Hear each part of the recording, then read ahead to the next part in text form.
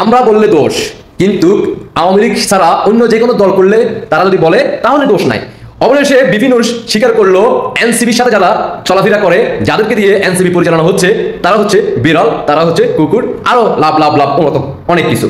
আপনারা যারা এই মুহূর্তে দেখতেছেন, জয় বাংলা সৈনিক ভাই বন্ধু দৃষ্টি আকর্ষণ করে বলবো, সর্বোচ্চ শেয়ার করে দেশবাসীকে দেখার সুযোগ করে দেন। বাংলার মানুষ তাদের মুখ থেকে শুনুক কারা দেশ পরিচালনা করতেছে, দেখে থাকুন। এনসিপির বিশেষ করে নেতৃবৃন্দের যে অপরিপক্ক মন্তব্য আমরা গণমাধ্যমে দেখেছি, এবং যেটা কার্যত এক প্রকারের ঔদ্ধত্য, অহমিকা, তাতে মনে হচ্ছে যে মানে এই পার্টির হচ্ছে সরকার গঠনের দ্বারপ্রান্তে চলে গেছে। আমরা এটা জোট করার জন্য, মন্ত্রীতন্ত্রী হওয়ার জন্য আমরা তাদের পেছনে লাইন ধরবো। তো এটা বলেছে আবার অবশ্য এর কারণ হচ্ছে যে গ্রামে একটা কথা বলে যে অল্প পানির মাছ হঠাৎ করে বেশি পানিতে পড়লে কি করবে, মানে হচ্ছে খুঁজে পায় না। কিংবা আপনার ধরেন অল্প পয়সার মালিক হঠাৎ করে যদি পয়সাওয়ালা হয়ে যায়, তাহলে নিজে যে ধনী হয়েছে বা বড় লোক হয়েছে এটা দেখানোর জন্য অনেকে বলে যে বিড়াল কুকুর নিয়ে রাস্তায় রাস্তায় ঘুরে একটা ভাবসাব দেখে। তো এখন আমি দেখলাম যে আমাদের এনসিপির ছোট ভাইরা, আবার কিছু আমাদের সহকর্মী, বলা চলে আমাদের সমসাময়িক বন্ধু, তাদের ইন্টারভিউ, কথাবার্তা গণমাধ্যমে শুনেছি, সেটাতে পরিষ্কার বোঝা যাচ্ছে যে এই অংশটা অর্থাৎ এনসিপির মধ্যে একটা অংশ তাদের নেতাগিরি বজায় রাখার জন্য কিংবা তাদের নেতাগিরি টিকিয়ে রাখতে তারা চায় না যে এনসিপি গণ অধিকার পরিষদ একীভূত হোক। তো এনসিপি গণ অধিকার পরিষদ আমরা যখন এই একীভূত আলোচনাটা করেছি, এই অসুস্থতার মধ্যেও আমিও আলোচনা অংশ নিয়েছি, সেখানে অধিকাংশ নেতৃবৃন্দ, শীর্ষ পর্যায়ের নেতৃবৃন্দ খুব আন্তরিকভাবে এটা উপলব্ধি করেছে।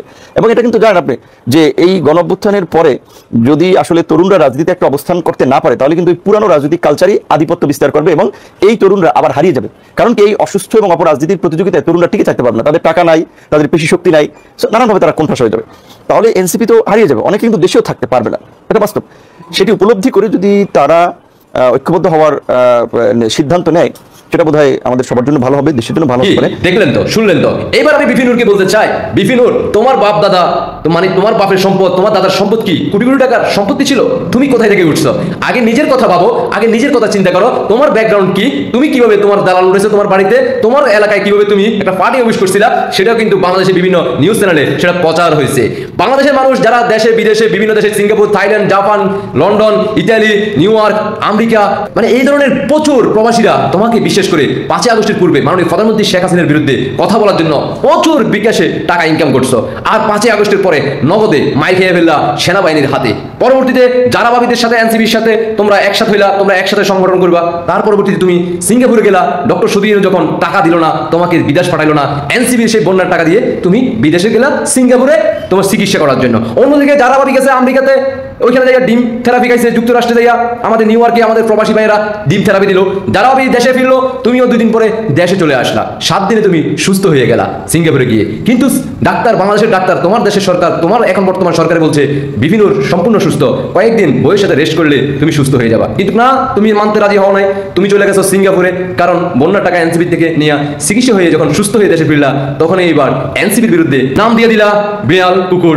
এই শব্দটা কি এনসিবি ভাইয়েরা যারা আপনারা দেখে থাকেন, তাহলে এটার প্রতি উত্তর কি দিবেন? পারবেন কি সেটার প্রতিক্রিয়া জানাতে, বিকাশ বিরুদ্ধে রুখে দাঁড়াতে? যদি আপনাদের সেই সাহস থাকে আর শক্তি থাকে, তাহলে অবশ্যই বিকাশ নূরের বিপক্ষে কথা বলবেন, কারণ আপনাদের কুকুর বিড়াল বলে দিয়েছে, ইতিমধ্যে আপনারা শুনে গেছেন। যদি আপনারা সেটা প্রতিক্রিয়া দেখাতে পারেন, তাহলে বুঝতে পারবো 5 আগস্টের সেই জুলাই, 36 জুলাই শক্তি এখনো আপনাদের শরীরে বইতেছে। আর যদি সেটার প্রতিক্রিয়া যদি না দেখাতে পারেন, তাহলে মনে করবো জুলাই আন্দোলনের সেই 36 জুলাই যুদ্ধে প্রেমিকরা ঠান্ডা হয়ে গেছে, তাদের শরীরের এনার্জি ক্ষয় হয়ে গেছে। কারণ একটা মানুষ আর কত দিতে পারে, আর কতবার রোমে যাইতে পারে? যারা তো অলরেডি ক্লান্ত হয়ে গেছে।